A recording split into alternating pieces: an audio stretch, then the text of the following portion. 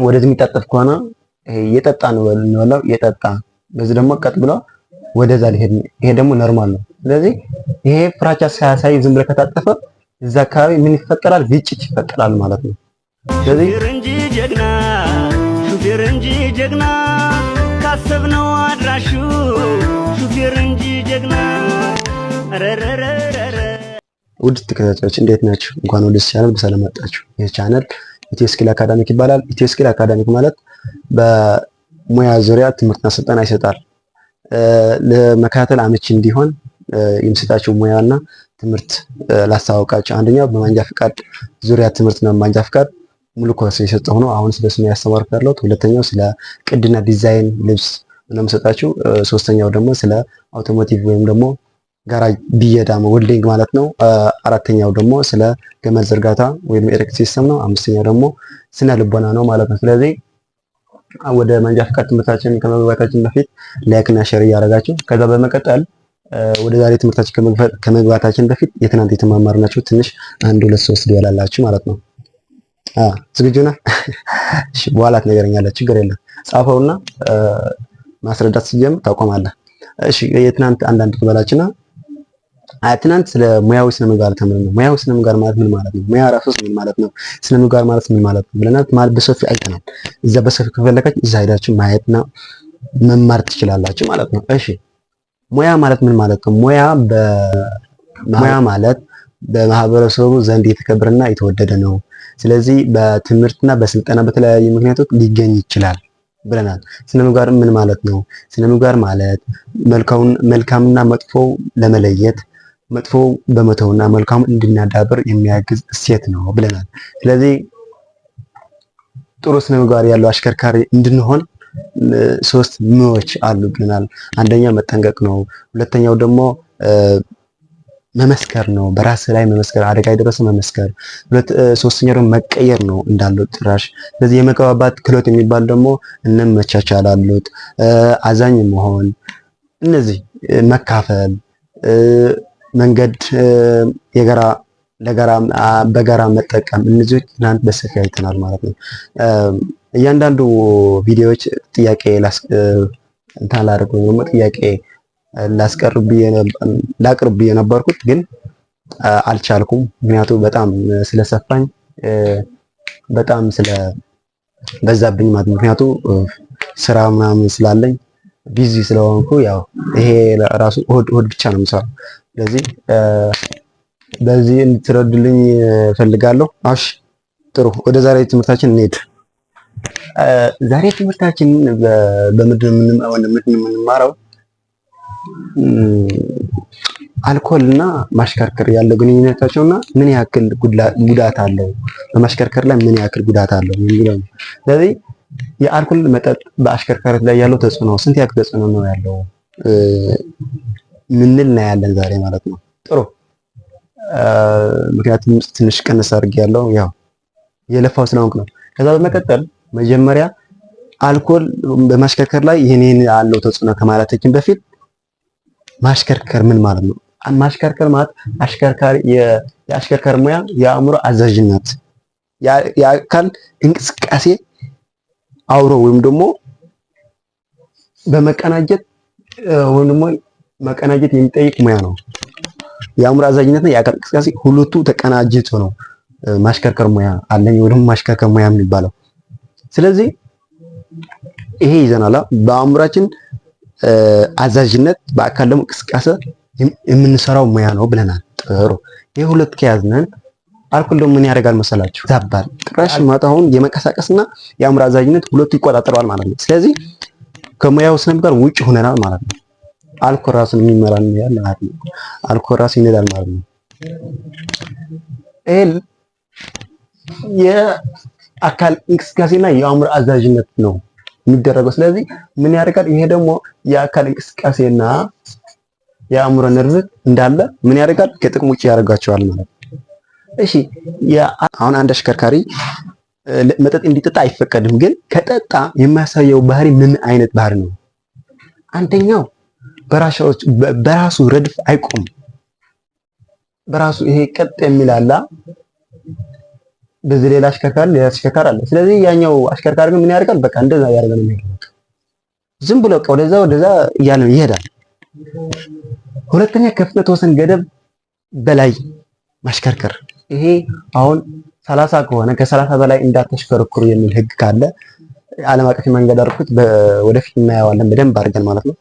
እሱ ግን በ60 ይነዳል። በ60 ፍጥነት ይነዳል ማለት ነው። ስለዚህ እነዚህ አይነት ባህሪያት አለው።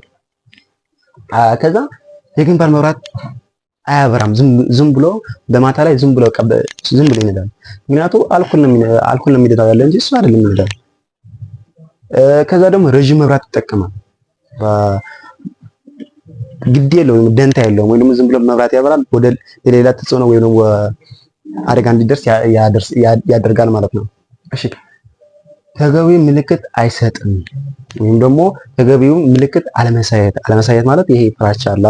ወደ ግራ የሚታጠፍ ከሆነ አሁን ይሄ ሰውዬ ወደዚህ የሚታጠፍ ከሆነ የጠጣ ነው እንበለው የጠጣ በዚህ ደግሞ ቀጥ ብሎ ወደዛ ሊሄድ ይሄ ደግሞ ኖርማል ነው። ስለዚህ ይሄ ፍራቻ ሳያሳይ ዝም ብሎ ከታጠፈ እዛ አካባቢ ምን ይፈጠራል? ግጭት ይፈጠራል ማለት ነው። ስለዚህ ፍራቻ ማየት አያሳይም። ዝም ብሎ እንትን ያደርጋል። ዝም ብሎ ይታጠፋል፣ ይመለሳል፣ ዝም ብሎ ይሄዳል ማለት ነው። ከዛ በመቀጠል ለህግ ተገዢ አይሆንም። በቃ ማለት ቀይ መብራት ይጥሳል፣ መንገድ ወሰን ደግሞ ዝም ብሎ ይሄዳል። ስለዚህ ለህግ ተገዢ አለመሆን ማለት ነው። እሺ የአልኮል መጠጥ በጠጡ ወቅት ለማሽከርከር መውሰድ ያለብን እርምጃዎች። ይሄ በጣም ሰዎች ነን። አንዳንድ ጊዜ ልንጠጥ እንችላለን፣ በፍጹም አይፈቀድም፣ ግን ልንጠጥ እንችላለን። ግን ማድረግ ያለብን ጥንቃቄዎች ምንድነው? አንደኛው የአልኮል መጠጥ በቤታችን እንድንጠጣ ልምድ ማዳበር ወይ በሀቢት መምጣት፣ በቤታችን ውስጥ ብቻ እንድንጠጣ ማድረግ። ከስራ ውለን ማታ ሊሆን ይችላል። ስለዚህ በቤታችን እንድንጠጣ በውጭ እንዳይንጠጣ ልማድ ነው እኮ ዙሮ ሀቢት ስለሆነ ሀቢት በውስጥ ቤት መገንባት። ከዛ ደግሞ በህዝብ ትራንስፖርት መጠቀም ከጠጣ በህዝብ ትራንስፖርት ተጠቅመ መሄድ አለብን። የጠጡበት ቦታ መዳር ሆቴል ሊሆን ይችላል፣ ሬስቶራንት ሊሆን ይችላል። ከጠጣ እዛ ታድራለህ። መኪና ይዘህ አለመሄድ። ከዛ ያልጠጣ አሽከርካሪ ጓደኛ ሊሆን ይችላል ወይም ደግሞ ወንድም ሊሆን ይችላል። ና ወሰደኝ ጠጥቻለሁ ብለህ ስልክ ደውለህ ወይም ደግሞ ሌላ አሽከርካሪ እንዲያሽከረክርልህ መስጠት ማለት ነው። ሞገደኛ ክልፍልፍ አነዳድ። ሞገደኛ ምን ማለት ነው? ሞገደኛ አነዳድ ማለት ምን ማለት ነው? ሞገደኛ የሚባለው በተደጋጋሚ በተረበሸ ስሜት ውስጥ ሆኖ የሚያሽከረክር ማለት ነው። በተረበሸ ስሜት በምን ይረበሻል? ምሳሌ በአልኮል ውስጥ ተጽዕኖ ሆኖ ማሽከርከር፣ በአደንዛዥ እጽ ውስጥ ሆኖ ማሽከርከር፣ ከባድ መድኃኒት ወስዶ ማሽከርከር፣ በእንቅልፍ ላይ ሆኖ ማሽከርከር፣ በድብርት ላይ ሆኖ ማሽከርከር።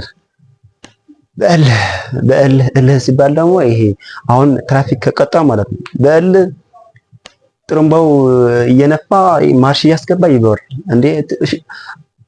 ትራፊክ አይደለም እኮ የሚሞተው አንተ ነህ እኮ የምትሞተው። ማርሽ ጨምረ እዛ ላይ ትደፋለህ። ስለዚህ ትራፊክ አይደለም እንትና ምንድነው እቺ ማያት እየጠፋች ስለሆነ በመሃል አስቸገረችኝ። የ40 ምናምን ደቂቃ ሳይለንት ስለሆነ ነው ባለፈው። እሺ ስለዚህ በእነዚህ ውስጥ ሆነ የምታሽከርከር ከሆነ ምን ትባላለህ? ሞገደኛ አነዳድ ይባላል ማለት ነው። ሞገደኛ አነዳድ። እሺ ስለዚህ የሞገደኛ አነዳድ ደረጃዎች ወይ ደግሞ ክፍሎች እናያለን። በሶስት ዋና ይመደባሉ። የሞገደኛ አነዳድ ክፍሎች ወይ ደግሞ ደረጃዎች። አንደኛው ተጽዕኖ የማድረግ ትግል። ሁለተኛው ትዕግስት ማጣትና ትኩረት አለመስጠት። ሶስተኛ ደግሞ ግዴለሽነት የመንገድ አጥጸብ ማለት ነው። እሺ አንደኛው ስናየው ተጽዕኖ የማድረግ ትግል፣ አንደኛው ጥሩምባ በተደጋጋሚ ማስጨው። ይሄ በጣም ነው የሚገርመው። አንድ ኪሎ ሜትር ያክል 1 ኪሎ ሜትር ያክል ከዚህ እስከ አይተህ እስከማትጨርስ ድረስ የትራፊክ መጨናነቅ እያለ እዛ መጨረሻ ላይ ሆነ ይሄ በተረጋጋ ማስጨር ሰው ከማስጨናነቅ በፊት ሰው ከማስቸገር ውጪ ሌላ የምታመጣው እንትን አይደለም። ስለዚህ አለማስጨው ግን ተጽዕኖ የማድረግ ትግል የሚያደርጉ እነዛ ይሄ ያደርጋል ማለት ነው። ወይም በደንብ ያስጮሃል ምናምን ይሳደባል። ከዛ ደግሞ በምልክት መሳደብ እገድልሃለሁ፣ አሳይሃለሁ ይሄ ምናምን እንደ ብዙ ስድብ አለ።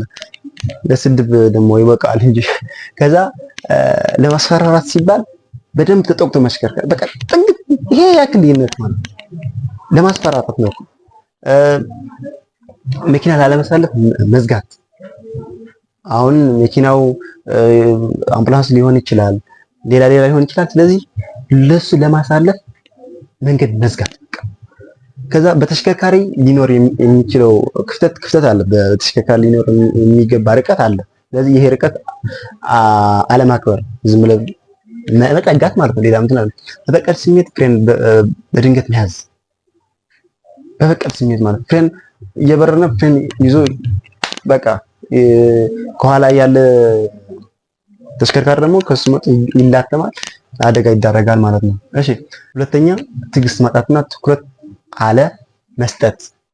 አንደኛው ያለ አግባብ ረድፍ መቀየር። በቃ ያለ አግባብ ምንም ይሄ ፍራቻ ሳይወራ ምናምን ሳያደርግ በቃ ዝም ብሎ ማሽለክለክ ማለት ነው፣ ባለፈ ያልነው። ከዛ ደግሞ የመገናኛ መሳሪያዎች በአግባቡ አለማሳየት። እነዚህ ፍራቻዎች ፍሬን የሚባሉ በደንብ አድርገው እንትና አሳይተ በአግባብ የሆነ በህግ መሰረት በስነ ስርዓት አለማሳየት ማለት ነው። ከዛ እቺ በጣም እኔ የምትገርመኝ እግረኛ ለማሳለፍ አንድ መኪና ይቆማል፣ አንድ ደግሞ ምን ያደርጋል? በመጣስ ዝም ብሎ ያልፋል። ይሄ በጣም አደገኛ ነው። አንድ አሽከርካሪ እዚህ ጋር አለ 3 ላይን ያለው ወይም 3 መስመር ያለው መንገድ ከሆነ ይሄ መኪና እዚህ ጋር ጥጦ ብሏል፣ ይሄ ቆሟል፣ ይሄ መኪና ቆሟል። አንድ ሰውዬ በዚህ ያለፈ ነው፣ ወይ አንድ እግረኛ በዚህ ያለፈ ነው። ያ ሁለተኛው ወይም ሶስተኛው ዝም ብሎ ካለፈ ቀጥ ብሎ ያልፋል። ይሄ ደግሞ ቆሞ ብሎ ዝም ብሎ ያልፋል። እዚህ ምን ይፈጠራል? አደጋ ይፈጠራል ማለት ነው። ስለዚህ ማንኛው አሽከርካሪ ከፊት ያለው ከቆመ አንተ መቆም አለብህ የግድ ማለት ነው።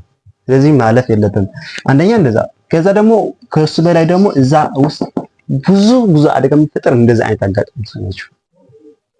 ስለዚህ እንደዛ ማድረግ የለብንም። ወይም ደግሞ ትዕግስት ማጣት ነው ይሄ ትዕግስት ማጣት ይሄ እና ትኩረት አለመስጠት እንደዛ አይነት ችግር ያመጣል ማለት ነው። ከዛ የትራፊክ መብራቶች አለማክበር፣ መጣስ፣ ቀይ መብራት ሲበራ ዝም ብሎ መሄድ፣ በቃ የሆነ ነገር ሲሆን በቃ ህግ አለማክበር ማለት ነው። ከዛ ግዴለሽነትና የመንገድ ዳር ጸብ፣ ይሄ በጣም እንትና ተሽከርካሪ አቁሞ ለድብድብ ጭራሽ ተሳፋሪ አቁሞ ማለት ነው። ተሳፋሪ እዛ ቁጭ ብሎ ወርዶ ይደባደባል። ፍሬን ሳይዝ የሆነ ሌቨል ወይ ምናምን አጋጣሚ ባላንስ ከተሰራ ነው እንጂ በቃ ዝም ብሎ ዝግጅት ካላደረገ ወርዶ ይደባደባል፣ ይሞክራል። ከዛ በቀጥታ በጣም በከፍተኛ ፍጥነት ማሽከርከር፣ ይሄ ግድ የለሽ ነው ማለት በፍጥነት ላይ የሚመጣ አደጋ ብዙ ነው ማለት። ስለዚህ በአልኮል እና በአደንዛዥ እጽ ውስጥ ነው ማሽከርከር። ይሄ በጣም ሮንግ ነው፣ አይሆንም። ስለዚህ በዚህ ውስጥ ሆነን አለማሽከርከር ወይም ደግሞ ግዴለሽነትና የመንገድ ዳር ጸብ በዚህ ውስጥ ይካተታል ማለት ነው። ከዛ መሳሪያ መደገንና መተኮስ፣ ይሄ መሳሪያ ተማምነህ ማለት ነው ምንድነው በቃ እንደዛ ማስፈራራት ነው። ስለዚህ ሞገደኛ አሽከርካሪ ላለመሆን ማድረግ ያለብን ጥንቃቄዎች፣ ሞገደኛ ላለመሆን ይሄ እነዚህ ሞገደኛ ናቸው። ካሁን በፊት ሞገደኛ ላለመሆን ምንድን ማድረግ ያለብን? አንደኛ በድካም ስሜት ሆነን በሳጭ ስሜት ሆነን በተቆጣስ ጊዜ የሆነ መጥፎ ስሜት ቢሰማን ጊዜ አለማሽከርከር።